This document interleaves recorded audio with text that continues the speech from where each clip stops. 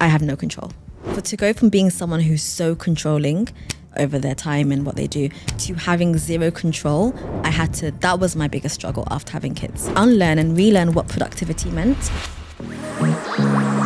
Today's guest went from a PhD to founder and mother. She speaks about entrepreneurship, productivity and AI. Joining me on the podcast today is Amina Yonis. Tell me about your first time recording and posting a YouTube video. I genuinely didn't think that it would get me to where I am today. I have a friend who wants to do a YouTube channel but is thinking about the long-term career goals and she just can't start. One practical thing I would say is I don't need to prove myself. I know what value I have. I know what I have done in life. I know, yes, I'm still young, but I've achieved. My career and who I am and my credentials don't dictate my value and who I am. What is a productivity myth that we are all misled by? That you can do it all or that you can have it all. It's just not possible. No matter how productive you are, you'll just burn yourself out. So what's the antidote to this myth? So for me, it's... All right, balancers, welcome back to another episode of The Balance Theory. Today I'm joined by the lovely Amina. This episode has been one that is overdue, so I'm really, really excited to have you on the show today. Welcome. Hi, so nice to be here. I know. Now, we've got a lot of things to talk about, from motherhood to I'm really interested in your career, I guess, shift, the way you've grown into an entrepreneur, the life you've created for yourself. There's so many areas I want to start. So I think where the best place to start is you at uni. So you, correct me if I'm wrong, you completed a PhD in cancer biology. Yeah. When did you first realize that academia was not going to be the only path for you? You know what? When I think about this, I remember when I was in, I think it was second year of university, so my undergrad, I was like 19 years old, and I was shadowing a postdoc, which is a person who, after they finished their PhD, like in academia. And he said to me, there's no money in this. Why did you choose this? Why are you doing this? But he's in the degree, he's working the job, he's in the career. And I said, I really enjoy it. I really enjoy academia. I know, I was like, I really enjoy academia. I like research. I like science. And I was only 19. And after that, I did end up going and doing a master's. I did a PhD. So when I finished, I think I was 25. And at that point, I still loved academia. I had no issue with academia. But then it came to applying for jobs. And that was when I realized, okay, so the financials we're looking at, and by the way, in the UK, a postdoc will start at maybe £35,000. So salary. Yeah. And that's someone who's finished a PhD. Wow. Working in academia. So that's, obviously super, super low. And then your work hours are crazy. You're working Monday to Friday, maybe on the weekends. And then your job security is it's really bad. In the UK, academics get 2-year contracts, maybe 3 years. There's no permanent positions, after which you're applying for a grant.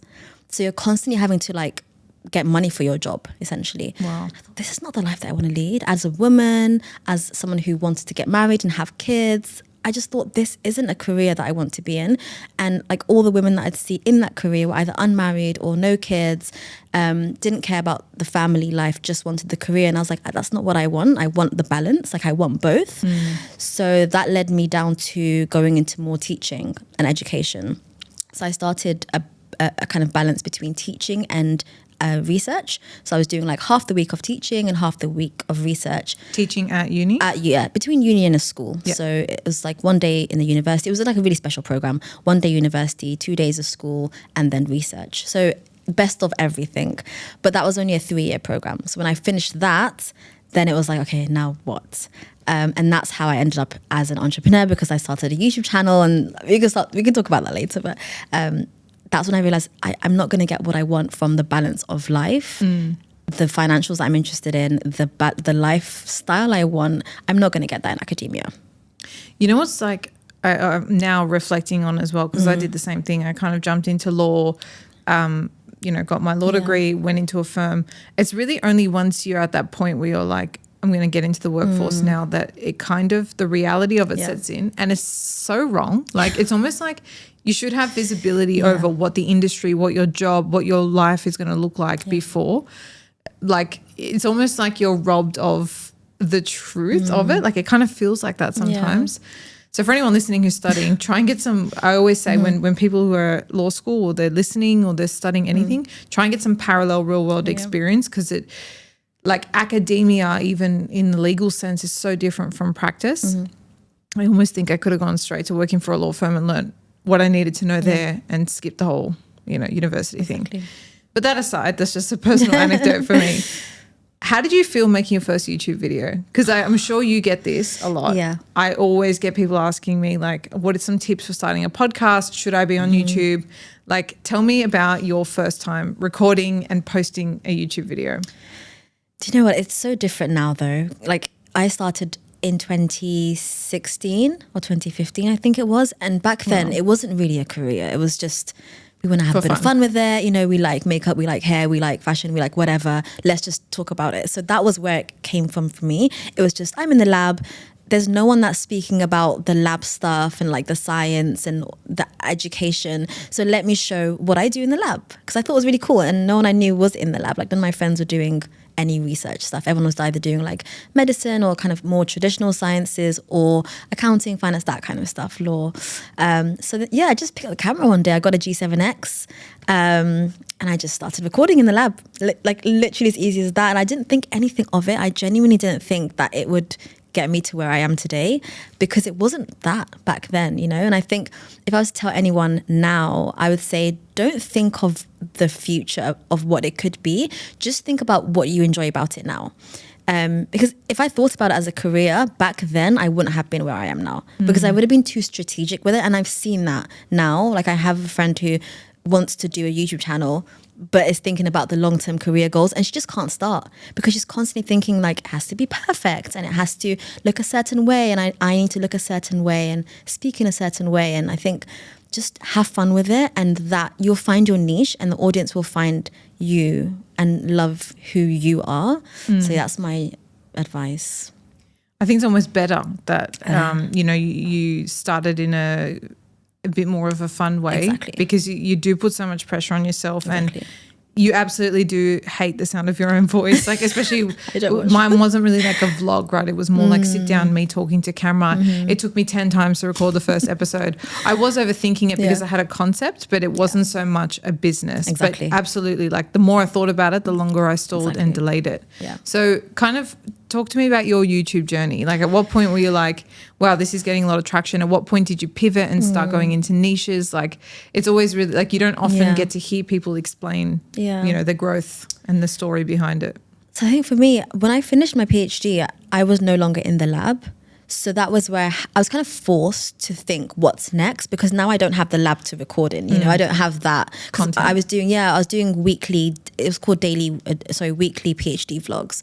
So it was like Monday to even Saturday, because I was going in sometimes on Saturday, but like a week vlog of my PhD, whatever I was doing. And then when I finished, I thought, okay, now what? I'm not there anymore.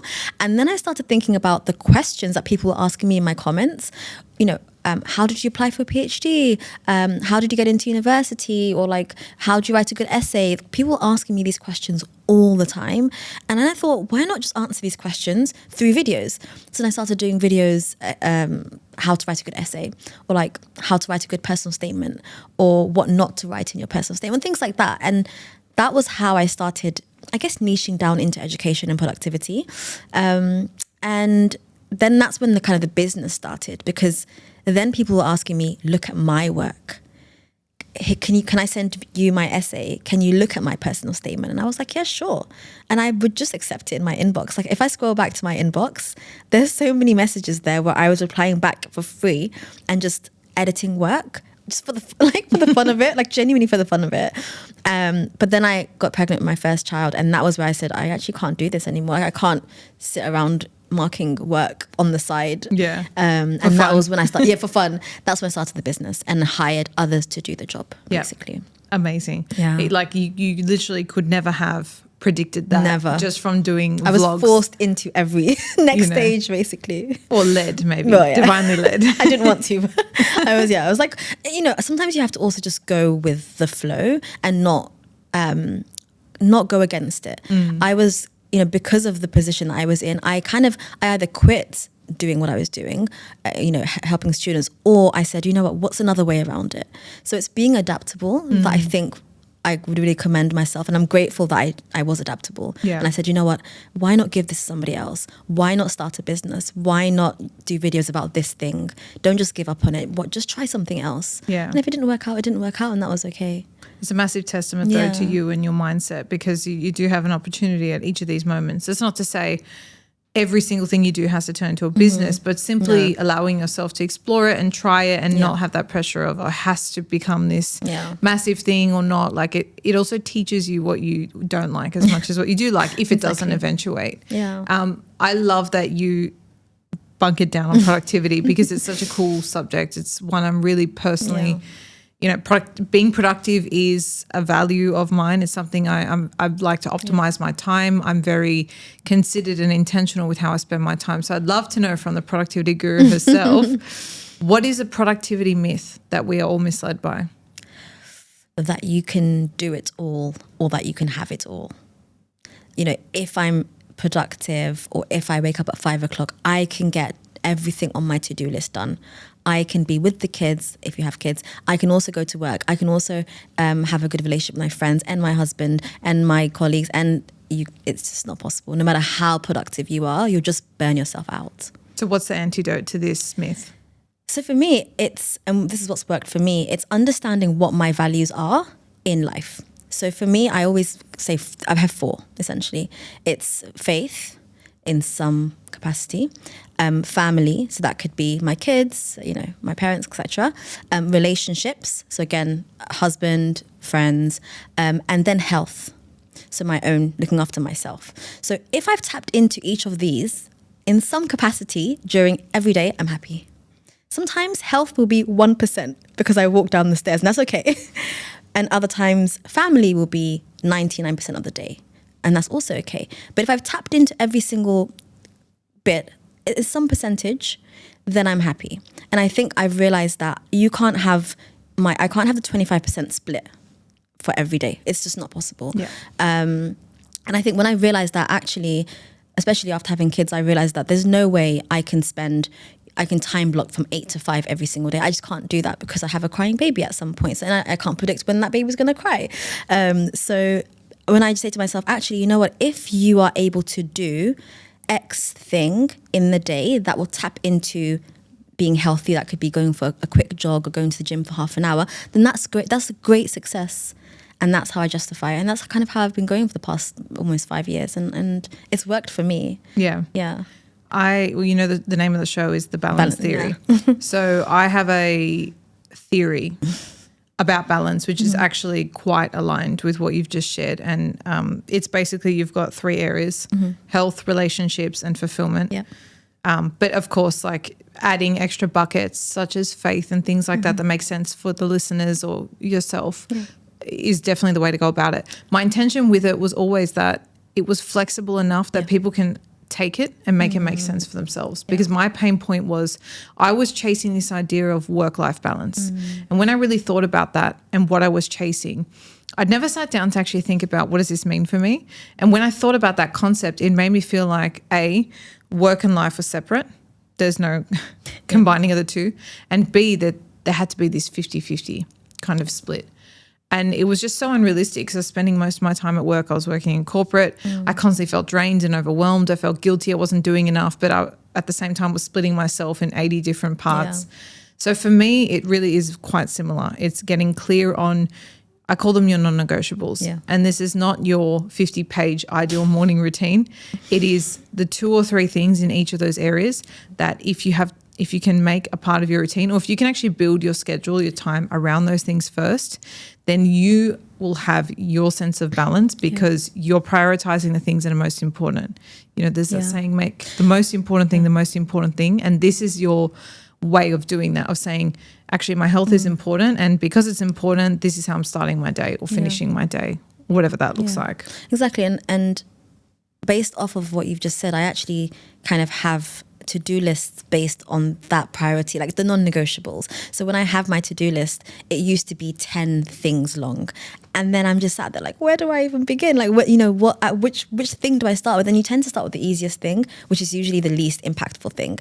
But then when I realized, what you've said, and I realized kind of like 5 years ago, I said to myself, actually, from those 10, these 3 are the ones that I need to tackle. They're the non-negotiable. I have to send this invoice, let's say. I have to create this content, and I have to do this training. Those are 3 things I have to do. So let's start there. And once I do those 3, the rest of them, I'm successful. Bonus. Yeah. And I always do that now. Yeah, same. So today I was writing my list today. I was like, I've done these 2 things already in the morning. I agree. And, actually becoming pregnant for me has shifted. I'd like to actually hear your experience too, but it's shifted the way I've started to look at my productivity. Yeah. I had this perception that, I'm going through transition. I'm going through knowing myself my whole life. I'm 29 years old. I've never had to, of course, I think about my husband and like to do things for him, but for the large part, I've been able to put myself first and be quite selfish in that regard. I know I'm about to go through a big shift and a big life change. And I really genuinely thought that would happen the moment I met my baby. But it honestly started happening for me when I felt pregnant, because my body was telling me what it needed from me. It wasn't a case of, you're just growing this baby and chilling. Like, I have to say, touch wood, like, I've had a beautiful pregnancy. I really have enjoyed it, and it's been amazing. But I have been tired, and my energy has been a lot less than normal. That's a very warranted part of growing a human. Exactly. But already I've had to start reshifting the way I think about my productivity and my time. So instead of planning my week with 5 things on every day, I'm literally not allowing myself to put more than 1 or 2 things. Yeah. Then I have a running list on the side. If there's extra things I can do and I've got the energy for, great. But I've already had to rewire my understanding of, what does it mean for me to have shown up today? Yeah. What does it mean for me to have been productive? And I feel grateful to have both my best friend and my sister who have babies. So even just talking to them has opened my mind to, actually, you might have a whole day where you're lying in bed with the baby doing nothing. That's the most productive thing you can do for your baby, for yourself, for your recovery. So it's like, productivity for me now is taking this new transition. I'd love to know how motherhood, pregnancy has sort of changed or amplified anything that you taught or used to speak about productivity. Yeah, I feel like you definitely described what I went through. And I was such a perfectionist before in terms of like my time. I was like, this is the time I'm going to wake up, and I'm a morning person. I've always been a morning person. This is what I'm going to do at this time. And I always followed through with it, because like you said, there was no one else I had to do anything for. And I think that's also a privilege to have. But I was just by myself. And even in my parents' house, they were always like, they didn't ask me to do anything. It was just, you do your work, your career, your PhD. That's all. So I had no responsibilities. I was such a daughter. Then I had kids. And I think what I learned was, I have no control. Like, to go from being someone who's so controlling over their time and what they do to having zero control, that was my biggest struggle after having kids. Thankfully, I mean, it's not a crazy struggle, because I know others have a lot worse. But for me, it was just knowing that you have no control. So be adaptable, learn how to accept some days are great productive days, and some days are not productive in the things that you might think are productive, which are, work, career, editing, whatever. But actually, like you said, I've been with the baby all day. I fed the baby, like, especially, you fed the baby, you've fed yourself, you've had a shower, you've changed the baby's nappy. All these things are productive things. You've grown a human, you're recovering. And I think I had to unlearn and relearn what productivity meant. And it's not just productivity in the kind of consumer sense, like you are productive and the outcome is financial, or the outcome is the ladder, immaterial. Yeah. There's also productive in the just being a woman and being a mother and raising your child. That is also a part of productivity. And, especially like when I think about even like my religion, when you're pregnant, you're not supposed to fast. When you're pregnant, there's so many things that you're exempt for, because you're seen as, you're already working so hard doing this thing that we see as not productive, but you're being so productive. And then even after you give birth for 40 days, you're not really meant to do anything except for feed your child and feed yourself. If you have the luxury of having like parents nearby, you just sit in bed for 40 days and do absolutely nothing. And we just, these are notions that we've just rejected in certain parts of the world. But I was lucky enough to have that, where at home, I was in London in my mom's house for 40 days. It was COVID, so like everyone was locked down. But I just fed my child and myself for 40 days. Beautiful. And in my head, that was my first time thinking, oh my God, I'm not doing anything. Like I was not doing anything. I was so still. But I also realized this is the most productive thing that I could be doing in this moment in time. So it's just relearning that and understanding you have phases as well. In that phase, this is your time to do nothing. And that's the best thing you can do. Yeah. But later on, when the child is like 6 months and they're kind of sitting around and whatever, then you can go and, you could do something in that time, and that's okay. But understanding that there's phases of productivity, and that's fine. Yeah, that's beautiful. It also kind of brings me back full circle to the idea of it really comes down to how we measure it. Yeah. And that's what I think I needed to change my guest pretext on. It was no longer measuring it from this kind of corporate, Exactly. capitalist kind of way of looking at it. My sister also gave me a really beautiful thing, because she knows I'm like, we're very different. She's very go with the flow, artsy, creative, last minute. I'm very structured and organized. So she literally, we were talking on the phone one day and I was saying, I'm just feeling a bit frustrated because I'm not able to do what I need. She goes, what I need you to do right now is put on your bloody to-do list. Today I grew an organ. Like It's true. you've literally done something so it's amazing. true. And I'm kind of grateful I have, I've had this podcast for 5 years now. I have been very curious about self-development and self-awareness and getting to know myself and just having that curiosity. So I'm really grateful for that perspective, because it's allowed me to actually enjoy and surrender to the pregnancy. So now I'm like, if I need to sleep, I just prioritize that. And I feel very grateful that I've created a working situation where I can work from home and I can prioritize my body's telling me. But mentally, it was a bit of a shift for me, like really having to change. And I know that's going to take a new form 100%. When baby actually arrives too. But it's just interesting. Like we always think, quick productivity hacks and things like that. They're important. Yeah. But acknowledging that there's seasons as well and things are temporary, and what looks productive one day looks very different another is very important conversation to have. And, now that I'm 5 years, so my son's 5 and my daughter's 3, now that I'm kind of out of that like newborn baby side, I can now be as productive as I want. Yeah. And so it was just it's a phase of my life, 2-3 years, where I had to just succumb to whatever needs that they had, and now they're in school and I have the whole day to myself to be as productive as I want. So it's just a phase and it does pass. And I'm sure you look very fondly back at those early days of just being in your bubble. Exactly. I don't regret not being there for them. Yeah. So now I guess we're coming out of that more gentle time where productivity looks a bit different. If we kind of come back to being with it every day and you're in a season where you're getting stuff done, you have this great video which talks about 4 1-minute hacks that'll save you up to 20 hours a week. So for people that are very time poor, this is sounding incredible. Can you share the most powerful one with us? Yeah, that video really blew up. Because it even came across my homepage. It was so basic. I didn't expect it to do so well. Just such a always simple the video. ones. I know. It's always one that you don't care about. So there's one rule in particular that it's after motherhood that I kind of started using a lot more, and it's a 2-minute rule. And this is where if something can just take you 2 minutes to do, just do it.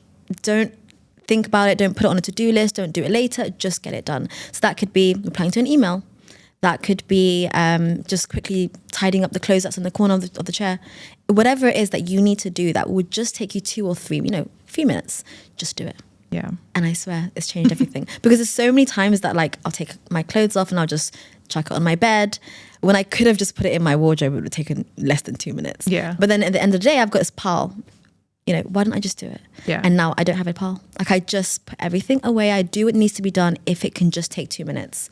And also sometimes things take more than 2 minutes, but giving yourself that initial 2 minutes to get started means that you will carry on. Yeah. Most likely will carry on. So it not only lets you do the thing, but also overcomes that like block or barrier where you might not want to continue to do the thing, but you now started, so you will continue. Yeah. I do like this rule because I have a few friends and, people have very different personalities. You always had people at school that are very last minute, but that's because they work well under pressure. And then you have people that take their time with the sign. You know, there's different types of people, and that translates into adult life too. But I do have this one friend, and she's always like, I just want to be more, like proactive and not procrastinate things. And when I write a list, I just want to get through it. Yeah. Something like this is like such a low hanging fruit where you're like, if you just promise yourself to stick to it, if it's 2 minutes, just do it in the moment, can really kind of pull you out of that. Yeah. But in that realm of procrastination, any other kind of tips or things that you've seen work really well for people who really struggle with that from time to time? Writing things down.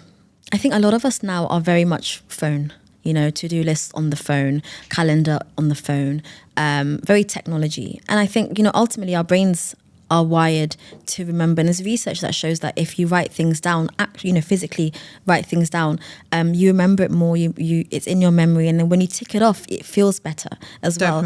Yeah, exactly. And I still do it today. Like I'll have something on my phone, but I also will write it on paper, and it just makes me feel so good. So I think if someone's struggling, just actually writing things down. What is it that's your priority? What is it you need to do? And then saying to yourself, right, I'm now going to tackle this thing. And it's just a mental hack essentially. And then when you've ticked it off, you just feel so good.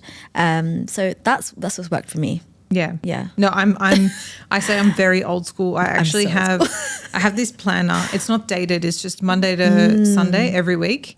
And I just use it to literally on a Sunday I'll sit down and I'll write out all my meetings, my 2-3 things that I'm going to do every single day, and then my running list. Yeah. And it's just like this ongoing thing of things I'm keeping on top of. Yeah. I'm really excited to wind that down and have hardly anything on it as I'm nearing. Yeah. Actually, the girl I interviewed before you, she was like, I'm now 34 weeks as of moment of this recording. She's like, I gave birth at 35. I was like, oh my God, my list ain't ready for that. I better start unwinding it now. Yeah. I mean, that's the thing when, I think with pregnancy and motherhood and babies, it's so unpredictable. So unpredictable. From the minute you get pregnant, anything goes. Anything goes, and you need to be ready to accept anything. Like literally anything. You go to give birth, you have the best birthing plan and the most natural, and it's a C-section, or something, it's and everything's okay. It's okay. That's the thing that I think we need to change our mindsets from the corporate, the very consumer, the very strict career, we can control everything, to it's okay. As long as you're healthy, your baby's healthy, whatever happens, you're going to overcome it and you're going to be okay. So I think that's the main thing that I always try to remember. Given your, I guess similar to me, A-type, like to achieve things, is that something you struggled to learn, that surrender piece? Do you think motherhood helped you kind of accelerate leaning into that, or was it just over many experiences you really were able to embrace that? I think help is a kind word. It forced me, it just threw me into it. You have no choice, You just going to sit in suffering. Yeah, you have, at the end of the day, you have this baby, you have no control over what goes down, but you do have two options. You either kind of succumb to it and you just kind of lose control even more, and you just say, you kind of just don't have any strategy, you don't learn or try to understand or try to make the most of it, and then you end up in a bigger hole than you were before and really struggling. Or you can say, you know what, I'm in this situation. How can what's the best thing I can do? What is, not productivity wise, but just, what's the best thing I can do now for myself, for the baby, for my mental health? What can I do to help with the situation I'm in now? Should I go for a walk? Is it the simple things I need to do? And can I ask for help? Can I get support from other people? That's a really big one. From your partner, from, if your parents are around, from friends. Don't be afraid to ask for help. Again, type A, you like to do everything by yourself, but don't you stop. You need help. You need to ask for help, and communicate how you feel to anyone who's around you, because they can't read your mind. Yeah. And you just change yourself. I never used to cry. I never shed a tear. Never. Had a child. Yeah. Emotional wreck. Yeah. I couldn't be thinking about something like my child and I'll cry. God. I'm already a crier, so. Yeah, it'll get worse. It'll get 10 times worse. And you're just like, what's happening to me? Because, I was 20, same as you, I was 29 when I had my son. So 29 years of being an adult, being alive. You think you know yourself. And then you just everything changes and you're like, okay, I have to learn who I am all over again, and that's completely okay. So it's just a constant being able to accept that you've changed, your life has changed, it's not going to look the same anymore, and that's okay. Comes back to like the seasons as well. Productivity takes different seasons. Exactly. And I actually want to take this conversation slightly different direction, kind of talk about the role of AI and technology. So you kind of mentioned, we've already moved away from maybe writing things down to defaulting on our phone. I think a lot of people are scared of AI. What do you personally think? Is it something to welcome with open arms in the context of productivity and actually like making our lives better, or should we be scared of it? Not to be scared of it. I think that's the first thing. Don't be scared of it. But I think we all need to learn how to use it best in the different aspects of life. So that could be career, that could be personal life, that could be, being as a student in education. There's so many different kind of facets of life where AI is coming into play now. So I think the first thing I would say is educate yourself. Don't be the person that says, oh, it's cheating, for example, in school, or it's going to make you, less smart or whatever, and then be left behind. We're already, 2022, we're 3 years in, and there's some people that still haven't even thought about AI and reject it being around, and I think it's here now. So first, number one, educate yourself. And then number two, think about ways that AI will help you. So in productivity, for example, it can help you. Let's say you had that to-do list, the 10 points that I mentioned earlier. Put those 10 points into, let's say, ChatGPT and say, from these 10 points, I have 1 hour. What would be the most productive thing, or what is the biggest priority or biggest, impactful task that I can do first? And it can take away that thinking, that which is fine. I mean, it just means that you'll get doing quickly. Or which of these things can I automate, or which of these things can I delegate, or how can I do this task quicker, for example. And I just think if we are open to understanding that AI should be an assistant, it can be a tool. It's like having an employee rather than it taking over you and your mind. So you are the inputs. You're inputting the information, and AI is helping you with your outputs. And that's kind of how I see it. I use it every day. Oh, me too. I'm not even going to deny it for anything. Every day. It is. But that's exactly how I view it. I view it as an assistant that really, if it can do tasks for me, then that is a time saver for me. Exactly. Like the critical thinking, the creativity, the vision, all of that is still mine. 100%. It's just the heavy lifting of putting all those things in a one-page document so I can share it with someone else, or just asking it for different angles. Like it actually can help with brainstorming and helping you think about different angles and things you haven't thought about before. Are there any other, like outside of ChatGPT? I mean, already I don't even Google. I tried to Google something the other day and I was like, why am I even bothering? Like I'm not getting my answer within 5 seconds. Like it's crazy how fast we've adapted. Any other AIs or tools like apps or anything like that you've found really, really useful? Maybe not even just for productivity, just in general in day-to-day life? So there's the family. There's like the ChatGPT family, which is essentially like a Google, like a search engine. OpenAI. Yeah. Right? So you have ChatGPT, which is the most popular one, but I really like Gemini. I think it's another really good one. Claude is also really good. And actually, these can help you a lot better when it comes to like creating projects, getting any kind of brainstorming output. And the reason why I like them over ChatGPT is because they use like real life, like current data, whereas ChatGPT tends to be a little bit outdated in what it gives, and references are fake and things like that. So I prefer the other kind of tools like I said, like Perplexity. They're all really good. And then kind of I'm in the academic sphere mostly, so there's a ton of academic platforms like Anara, Homata, where you can upload a document, a research paper, and get a summary of that paper in seconds, or ask any question about that paper. I'm sure you, like, for example, you're in law, you can upload documents. I used to have to trail through like libraries, and you'd never get your answer, and certain things you'd have to pay for. Headache. No, so there's actually now specific law. There's one recently that a talk that I went to from a quite big law firm in the UAE. They've paired up with a law like AI tool in America, and they're adding like Arabic into it now. Wow. So you can basically upload any Arabic legal like document and then ask a question about it in English, and it can relate to the UAE law, whatever. That's great. So translating between languages, and it's really cool. And because they're made for, like, let's say lawyers, it'll be private and sensitive and whatever. So it's I think it's the future. And people always ask me, does that mean that you will lose jobs? Or does that mean that it will lead to, like, jobs being replaced by these AI tools? And I actually think the opposite's happening in a weird way. I would have initially said that, yeah, maybe jobs be lost.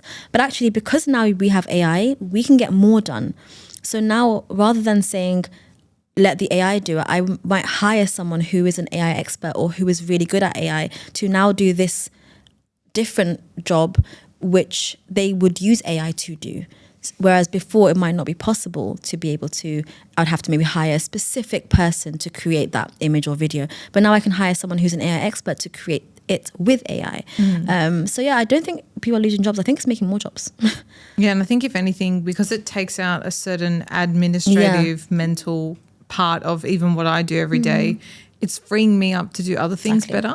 So that's just kind of how I see it. I have a very optimistic outview, perspective, on AI in the future. But it's a crazy space, like how quickly it's evolved. But definitely made me more productive. Like for sure. In terms of cutting down my time and making me more efficient and succinct, and I do love it. I'm a big fan. It's big. I mean, I'm thinking about trying to create my own AI tool, hopefully, because I think, you know, it's like the .com wave, and everyone wants to make websites, and everyone's doing it now. Like, everyone's creating AI for sure tools. In the space you're operating 100%. In, there'd be and it's not too late. You know, it's still super, super early.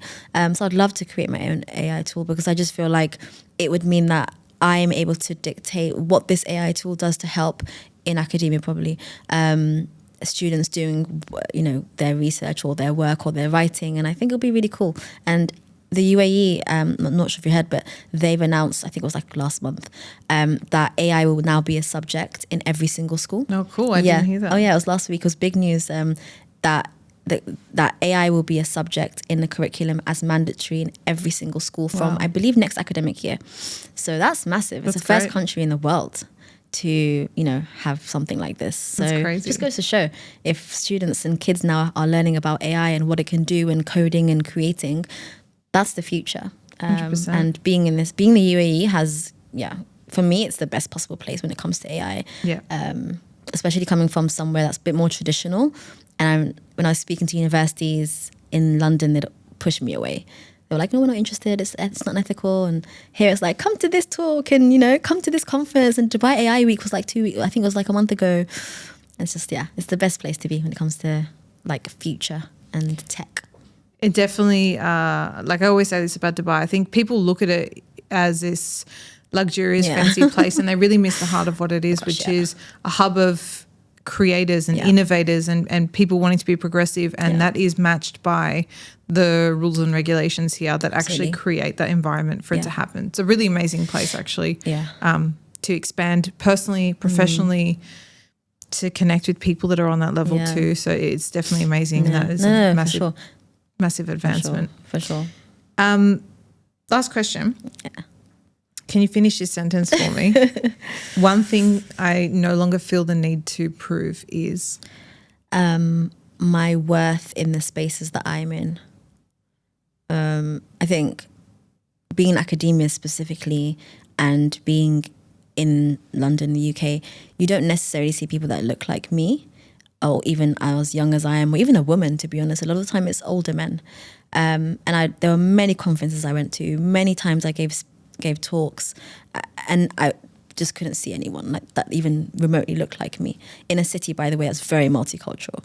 So I always had to kind of prove, you know, I'm a PhD student, and, you know, this is what I've done, this is the research I've done, and this is, you know, what I'm doing. And now I don't need to prove myself. I know what value I have. I know what I have done in life. I know, yes, I'm still young, but I've achieved what I've achieved, and I don't have to say it anymore. I feel like sometimes as women especially, we feel like we always have to prove ourselves and what we do and our titles and who we are, and I just don't say it anymore. I just say, hi, my name is Amina. Yeah. And my husband's there on the side, like, tell him what you do. Like, you know, they'll figure out at the end. And just being okay with the fact that my career and who I am and my credentials don't dictate who, you know, my value and who I am. I love that. Yeah. You know, the reason I love that is because I went through a very similar kind of evolution of realizing my job isn't who I am. Yeah. The things I've achieved are not who I am. Who I am is my energy. It's the way I connect with people. It's doing things I say I'm going to do. It's constantly getting to know myself. It's all these things that you really can't explain to someone. And I remember meeting someone, I think I was in Bali or something, and he said, oh, this is my mate, Jeff. He's got 2 dogs and he loves surfing. And I was like, That's so cool. that's such a nice way to meet someone, Yeah, you know. yeah. All of this to say, you know, you don't need to justify yourself to people. Quick kind of side thought from me. What advice would you give to someone who feels they are constantly having to do that? It might be with people they know, like family, friends, work situations. Like, what advice do you have for them to maybe start leaning less into that and more into just being okay with who they are and where they're at? It's inner work that does come from inside. You have to try to unidentify with all the credentials, and I think it's really hard. You spend most of your life at university or school, or education or work, and that becomes who you are. One practical thing I would say is go to things or do activities that are not work related. So maybe go to like a pottery class, go by yourself. Go to the gym by yourself, and when you meet someone, you won't be like, hi, I'm a doctor. You won't say that. You'll just be like, hey, I live in Dubai, I live in whatever, and you'll just start talking to people. So you're going to places where there'll be anyone and everyone, and you're not there because of who you are or your job or your position. Yeah, like we're both not there valuing being lawyers, and we're always in that same situation. I'm there because I like pottery, and you're there because you like pottery. I might be unemployed and you might be employed. Who cares? And I think I found that to be really helpful. And don't go with a friend, because if you go with a friend, you're just going to speak to that friend and you'll intimidate other people because they're not going to approach you if you're with someone. So just go by yourself, be okay with it, and you'll find something that you enjoy. I did calligraphy here. Nice. Like a class? So it's in Sharjah. I live in Sharjah, so it was a class. It was a calligraphy museum.